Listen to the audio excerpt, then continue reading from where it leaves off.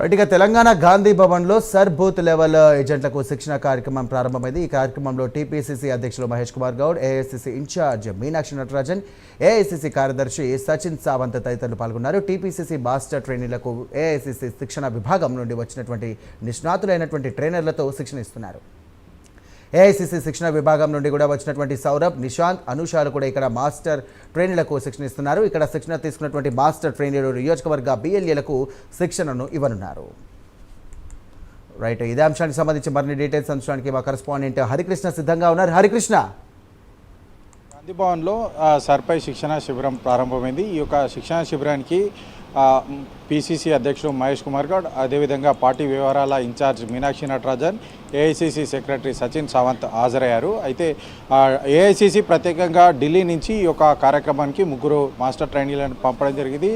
ఈ ముగ్గురు కూడా పిసిసి ఎంపిక చేసిన 60 మంది ట్రైనీలకు ఈ యొక్క సర్పై అవగాహన కల్పించున్నారు. ఈ 60 మంది గ్రామీణ స్థాయి వరకు వెళ్ళి కార్యకర్తలకు అందరికీ కూడా ఈ యొక్క సర్పై అవగాహన కల్పించాలని చెప్పేసి కాంగ్రెస్ పార్టీ నిర్ణయం తీసుకొని ఈ మేరకు శిక్షణ శిబిరం చేపట్టడం జరుగుతుంది. అయితే ప్రధానంగా ఈ యొక్క సర్కి సంబంధించి కేంద్ర ప్రభుత్వం తీసుకొచ్చినప్పటి నుంచి కూడా కాంగ్రెస్ పార్టీ అభ్యంతరం వ్యక్తం చేస్తుంది. ఎక్కడైతే బీజేపీ అనుకూల ఓట్లన్నీ కూడా ఉంచుకొని మిగతా బీజేపీకి సంబంధించి వ్యతిరేక ఓట్లన్నీ కూడా తొలగిస్తుందంటూ కూడా ఆందోళన కాంగ్రెస్ పార్టీ మొదటి నుంచి కూడా ఆరోపిస్తున్న పరిస్థితి అయితే ఉంది. ఈ నేపథ్యంలోనే అటు బెంగాల్లో కూడా దాదాపుగా 90 లక్షల ఓట్లు తొలగించారంటూ కూడా కాంగ్రెస్ పార్టీ పెద్ద ఎత్తున ఆందోళన వ్యక్తం చేసిన పరిస్థితి అయితే ఉంది. అయితే ప్రధానంగా ఇప్పుడు రాష్ట్ర ఎన్నికల కమిషన్ ఇప్పుడు రాష్ట్రంలో ఈ యొక్క సర్ ప్రక్రియను చేపడుతున్న నేపథ్యంలో కూడా ఈ యొక్క ప్రక్రియకు సంబంధించి ఓట్ల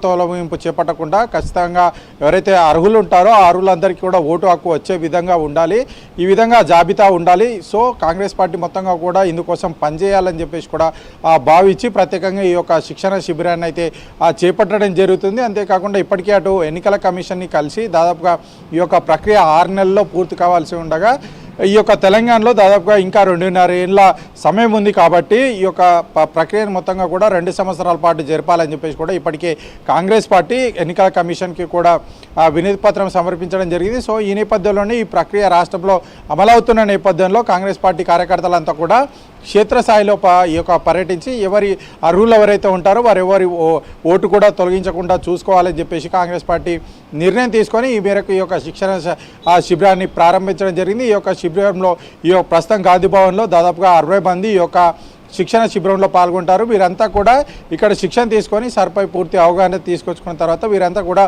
గ్రామీణ స్థాయి, మండల స్థాయి వరకు వెళ్ళి అక్కడ ఈ యొక్క కాంగ్రెస్ పార్టీ నాయకులకు కార్యకర్త అంతా కూడా ఈ యొక్క సర్పైన అవగాహన కల్పించి ఓట్ల సవరణ జాబితాకు సంబంధించి ఓట్లు అర్హులైతే ఎవరైతే ఉంటారో ఆ ఓట్లన్నీ ఈ యొక్క లిస్టులో ఉండే విధంగా చూసుకునేందుకు కాంగ్రెస్ పార్టీ కసరత్తు చేస్తుంది. ఈ నేపథ్యంలోనే ఈరోజు గాంధీ భవన్లో ఈ యొక్క సర్పై శిక్షణ శిబిరం ప్రారంభించడం జరిగింది. ఇక్కడ దాదాపుగా 60 మంది ఈ యొక్క శిక్షణ శిబిరంలో పాల్గొంటారు. ప్రత్యేకంగా ఢిల్లీ నుంచి 3 సభ్యులు ఇక్కడికి వచ్చి ఈ యొక్క 60 మంది కూడా ట్రైనింగ్ ఇస్తున్న పరిస్థితి అయితే ఉంది. ఈ యొక్క కార్యక్రమంలో పిసిసి అధ్యక్షుడు మహేష్ కుమార్ గౌడ్, అదేవిధంగా ఏఐసీసీ ఇన్ఛార్జ్ మీనాక్షి నటరాజన్, అదేవిధంగా ఏఐసీసీ సెక్రటరీ సచిన్ సావంత్ పాల్గొనడం జరిగింది. అంతేకాకుండా పిఎస్సి సమావేశం 4:30కు ప్రారంభం కానున్న నేపథ్యంలో కూడా ప్రధాన ఎజెండాగా ఈ యొక్క సర్పై అయితే ఈ యొక్క పిఎస్సి సమావేశం చర్చించనుంది. అయితే ప్రస్తుతం ఈ యొక్క కార్యక్రమం పరిస్థితుల్లో ఈ ఓట్ల సవరిత జాబితాకు సంబంధించి ఖచ్చితంగా క్షేత్రస్థాయిలో వెళ్ళాలని కాంగ్రెస్ పార్టీ నిర్ణయం తీసుకుంది. రైట్ హరికృష్ణ, ఒక విధంగా చూసుకుంటే కనుక వీరు ఎక్కడైతే కాంగ్రెస్ పార్టీ పాలిస్తున్నటువంటి ప్రాంతాల్లో కూడా చూసుకున్నట్టయితే సర్ ప్రక్రియపై తీవ్ర స్థాయిలో కూడా వ్యతిరేకం వ్యక్తం చేసినటువంటి పరిస్థితి.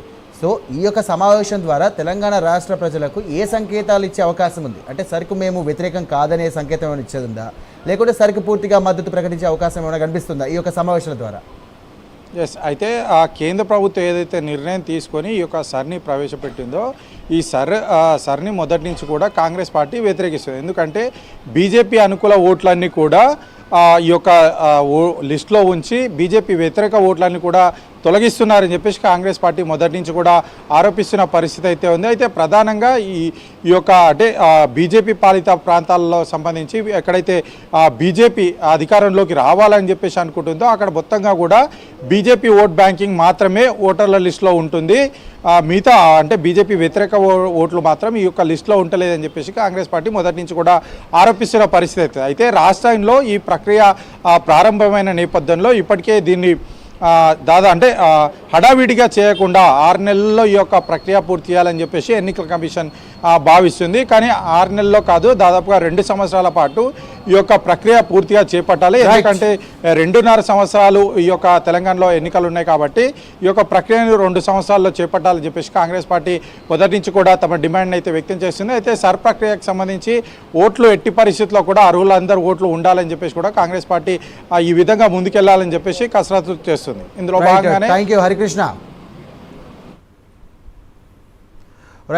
రైతు డిస్కింపై తెలంగాణ విద్యుత్ నియంత్రణ మండలిలో బహిరంగ విచారణ ప్రారంభమైంది. కార్యక్రమానికి సంబంధించి వివిధ పార్టీల నేతలు పాల్గొన్నారు. కాంగ్రెస్ పార్టీ నుండి ఎంపీ చామల కిరణ్ కుమార్ రెడ్డి, ఎమ్మెల్యే వేముల వీరేశం, అలాగే